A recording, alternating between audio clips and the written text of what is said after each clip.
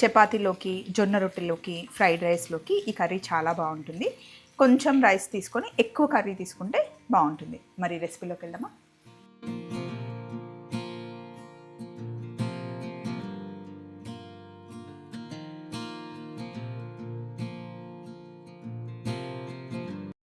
ఈరోజు మన రెసిపీ బెండకాయ వేపుడు.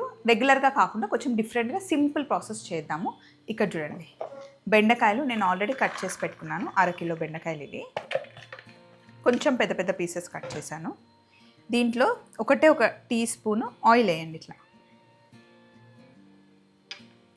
అండ్ కాస్త పసుపు, కొద్దిగా ఉప్పు, వీటిని మిక్స్ చేసేయండి. ఇలా చేయడం వల్ల జిగుట తొందరగా వెళ్ళిపోతుంది. ఇలా ఉప్పు, పసుపు, నూనె కలిపిన తర్వాత ఒక 10 నిమిషాలు వీటిని ఇలా వదిలేసి అప్పుడు మనం స్టవ్ మీద పెట్టుకోవాలి. స్టవ్ ఆన్ చేద్దాం. ఇక్కడ బెండకాయలు వేగుతూ ఉంటాయి. చిన్న మంటలో మెల్లిగా వేయించుకోవాలి.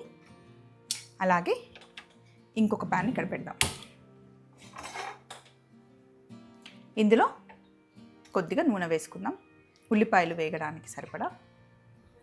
నూనె వేడెక్కే లోపల కొన్ని వెల్లుల్లి మనం రోల్లో వేసేసుకొని కచ్చాపచ్చాగా దంచుదాం.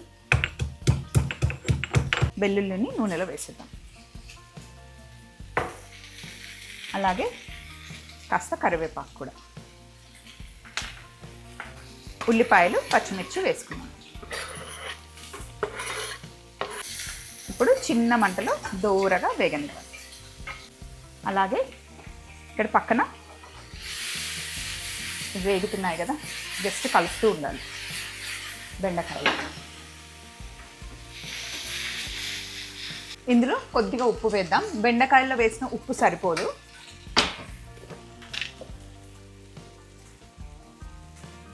కొంచెం ఉప్పు పడుతుంది. ఇందులో మీరు కావాలి అంటే అల్లం వెల్లుల్లి కూడా కాస్త యాడ్ చేసుకోవచ్చు, బట్ నేను ఓన్లీ వెల్లుల్లి వేస్తానండి, ఇలా బాగుంటుంది. ఇంకా కొంచెం వేగనిద్దాం. ఆయిల్ ఎక్కువ అవసరం లేదు, కొంచెం ఉల్లిపాయలు వేగేంత ఆయిల్ వేస్తే సరిపోతుంది. ఇక్కడ బెండకాయలు కూడా వేగుతూ ఉన్నాయి చూడండి. సేమ్ ఇలా మీరు బీన్స్తో కూడా చేసుకోవచ్చు. ఉల్లిపాయలు కాస్త వేగిన తర్వాత కొంచెం పసుపు ఇక్కడ వేసుకుందాం. ఇందాక బెండకాయల్లో కూడా కొంచెం పసుపు వేసాం కాబట్టి కాస్త సరిపోతుంది. మంచి మిక్స్ చేసేసుకోండి. బెండకాయల్లో ఉన్న జిగుట మొత్తం పోయింది. సో ఇవి వేగాయి కదా, ఇప్పుడు దీంట్లో కాస్త కారం వేస్తున్నాను. ఆల్రెడీ ఉల్లిపాయల్లో పచ్చిమిర్చి ఉంది, ఎక్కువ కారం అవసరం లేదు. అలాగే కొద్దిగా ధనియాల పొడి వేసిన తర్వాత ఈ రెండింటిని ఒకసారి బాగా మిక్స్ చేసేసుకోవాలి. ఇప్పుడు ఈ బెండకాయల్ని ఉల్లిపాయతో పాటు కలిపేసుకుందాం.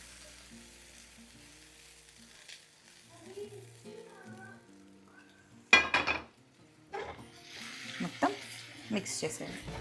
జస్ట్ ఇంకొక 5 మినిట్స్ పెట్టేస్తే ఫ్రై రెడీ అయిపోతుంది. తక్కువ ఆయిల్తో కుక్ చేసుకోవాలి అనుకుంటే ఇలా చేయండి. లేదా రెగ్యులర్గా ఉల్లిపాయలు వేసి వేగిన తర్వాత అప్పుడు బెండకాయని ముందు కలిపి పెట్టుకున్నాం కదా, ఉప్పు, పసుపు, నూనె, అవి కూడా వేసి చిన్న మంటలో కుక్ చేసుకోవచ్చు. సో ఇంకొక 2 నిమిషాలు వదిలేద్దాం. బెండకాయ వేపుడు రెడీ అయిపోయింది. అంతే, ఇంకా స్టవ్ ఆఫ్ చేసుకోవడమే. కొంచెం కొత్తిమీర వేద్దాం.